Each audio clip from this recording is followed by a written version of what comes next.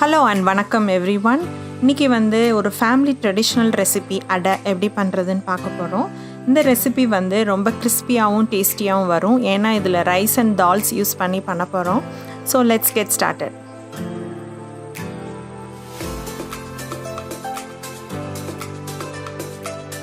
இதுக்கு தேவையான பொருட்கள் 1.5 கப் இட்லி ரைஸ்,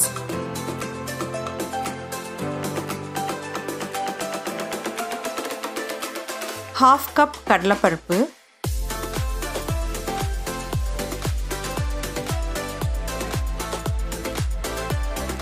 1/2 கப் பட்டாணி பருப்பு.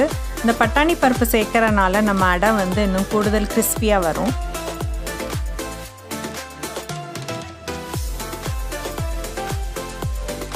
தேவையான அளவு உப்பு,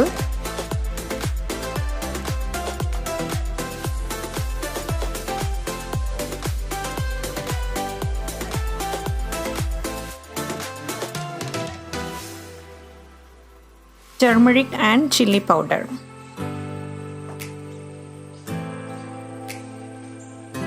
இப்போ நம்ம எடுத்துருக்கிற இட்லி ரைஸ், கடலைப்பருப்பு, பட்டாணி பருப்பு மூணையும் சேர்த்து ஒன்றா ஒரு பாத்திரத்தில் ஒரு 1.5 hours சோக் பண்ண வைக்கணும்.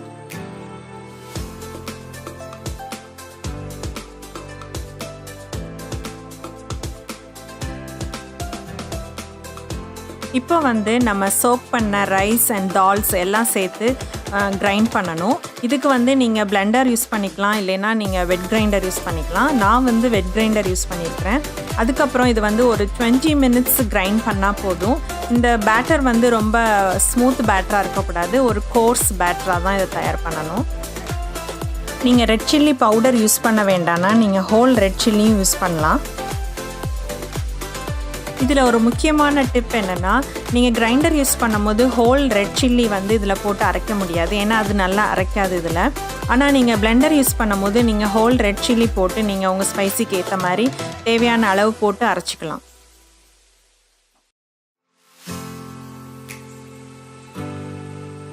நான் ஒரு ஆனியன் எடுத்து நல்லா சாப் பண்ணி வச்சுருக்கிறேன்.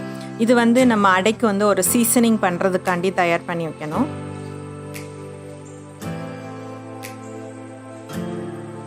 இப்போ ஒரு கடாயில் கொஞ்சம் எண்ணெய் ஊற்றி, அதுக்கப்புறம் கொஞ்சம் கடுகு, உளுந்தம்பருப்பு, கருவேப்பிலை, அப்புறம் நம்ம சாப் பண்ணி வச்சுருக்கிற ஆனியன் எல்லாத்தையும் போட்டு ஒரு ஃபியூ மினிட்ஸ் ஃப்ரை பண்ணிவிட்டு மாவில் சேர்த்து மிக்ஸ் பண்ணணும்.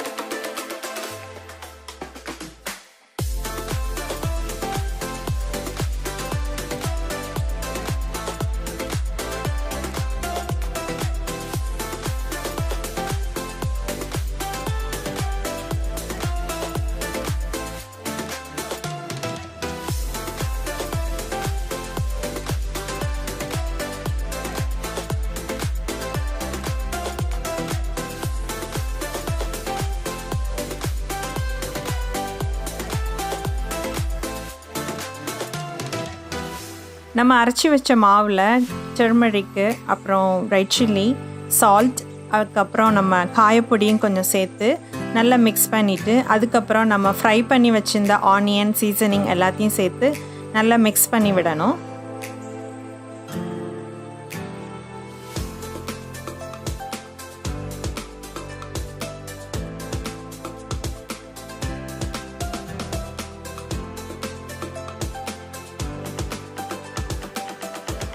அடை பண்ணுறதுக்கு நம்ம கிரைண்ட் பண்ணிவிட்டு உடனே பண்ணிடலாம்.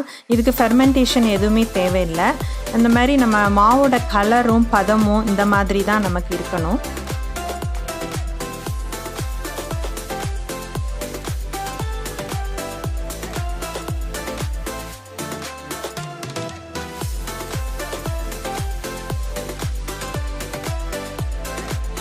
அடை பண்ணுறதுக்கு எப்போவுமே அயன் கிரிடில் யூஸ் பண்ணுங்கள். கல் நல்லா சூடான பிறகு நம்ம அடை மாவு ஊற்றி நம்ம அடை பண்ண ஆரம்பிக்கலாம். இந்த அடைக்கு எப்போவுமே நல்லெண்ணெய் யூஸ் பண்ணுங்கள், அப்போ தான் அதோட ருசி நல்லாயிருக்கும். அதுக்கப்புறம் இது நார்மல் தோசைக்கு கம்பேர் பண்ணும்போது இது வேகிறதுக்கு கொஞ்சம் டைம் ஆகும். அதனால கொஞ்சம் வெயிட் பண்ணி இதை வேக விடுங்க. நீங்கள் முருங்கை இலை அடை பண்ணணுன்னா இந்த டைம் நம்ம அடை மேலே கொஞ்சம் முருங்கை இலையை சேர்த்துக்கலாம்.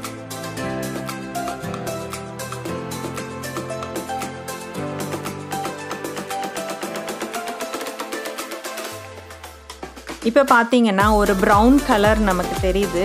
அந்த கலர் வரந்தனே கொஞ்சம் வேக விட்டிங்கன்னா உங்கள் அடை வந்து ரொம்ப டேஸ்ட்டாக வரும்.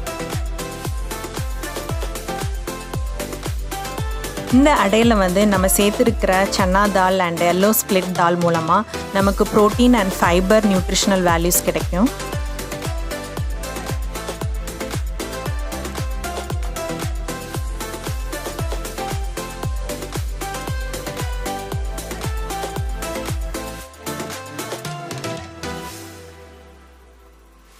இப்போ நம்ம கிறிஸ்பியான அடை தயாராயாச்சு. இதுக்கு வந்து நீங்கள் கோக்னட் சட்னி, அதுக்கப்புறம் ஜாகரி அண்ட் கீயை வச்சு ஒரு டிப்பு நல்லாயிருக்கும். அந்த ஜாகரி அண்ட் கீயை வச்சு நம்ம எப்படி பண்ணணுன்னா, ஜாகரியை நல்லா பொடி பண்ணிவிட்டு கீயை மெல்ட் பண்ணி அதோட ஆட் பண்ணி நல்லா மிக்ஸ் பண்ணிங்கன்னா ஒரு திக்காக ஒரு பேஸ்ட் மாதிரி வரணும். அது வந்து இதுக்கு சைட் டிஷ் ரொம்ப நல்லாயிருக்கும். இந்த அடைக்கு வந்து அந்த கோகனட் சட்னி ஸ்பைஸியாகவும் இந்த ஜாகரி டிப் வந்து ஸ்வீட்டாக இருக்கும்போது ரொம்ப நல்ல காம்பினேஷனாக இருக்கும். இந்த அடை ரெசிபி வந்து நீங்கள் பிரேக்ஃபாஸ்ட் ஆர் டின்னருக்கு செஞ்சு சாப்பிட்லாம். நீங்களும் இந்த அடை ரெசிபியை ஃபாலோ பண்ணி ட்ரை பண்ணி பாருங்கள். தேங்க்ஸ் ஃபார் வாட்சிங். If you'd like to see more videos from me, please don't forget to like, share and subscribe.